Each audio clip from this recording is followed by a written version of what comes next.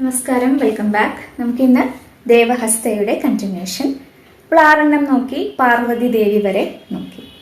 ഇനി ദേവഹസ്തയിൽ 7ഉം 8ഉം ഇന്ന് നമ്മൾ നോക്കുന്നത്. ഇപ്പോൾ 7ാമത്തേത് ഗണേശൻ അല്ലെങ്കിൽ ഗണപതിയാണ്. ശിവപുത്രനാണ് ഗണപതി. അപ്പോൾ ഗണപതി ലെഫ്റ്റ് കയ്യിൽ ഇതുപോലെ താഴ്ത്തി ഇങ്ങനെ പിടിക്കുന്നു. നമ്മുടെ വയറിൻ്റെ ഭാഗം ഒരു ഭാഗത്ത് താഴ്ത്തി പിടിക്കുന്നു. ഗണപതിയുടെ വയറ് കാണിക്കാൻ വേണ്ടിയിട്ടാണ് ഡിനോട്ട് ചെയ്യുന്നത്. റൈറ്റ് കയ്യിലും ഇതുപോലെ കവിത്തം പിടിച്ചിട്ട് നമ്മൾ ഇങ്ങനെ മുട്ടൊക്കെ പൊന്തിച്ച് കൈയുടെ ഇങ്ങനെ നിൽക്കും. ഗണേശൻ ഒരുപാട് ഇങ്ങനെ നമുക്ക് പല പല രീതിയിൽ ഗണേശന്റെ പോസ് ഉണ്ട്. ഗണേശൻ അതുപോലെ അരാളഹസ്ത പിടിച്ച് ചെയ്യും. കുറെ അങ്ങനെ പല പല രീതിയിൽ ചെയ്യും. അപ്പോൾ കോമൺ ആയിട്ട് നമുക്ക് പെട്ടെന്ന് പഠിക്കാൻ ഇതാണ് എളുപ്പം. ഗണേശൻ.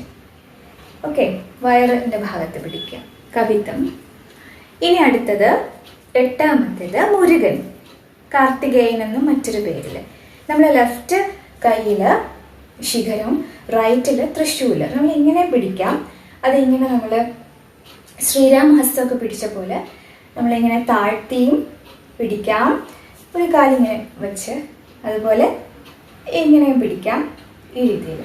അപ്പോൾ ഗണേശൻ, കാർത്തികേയൻ 7ഉം 8ഉം.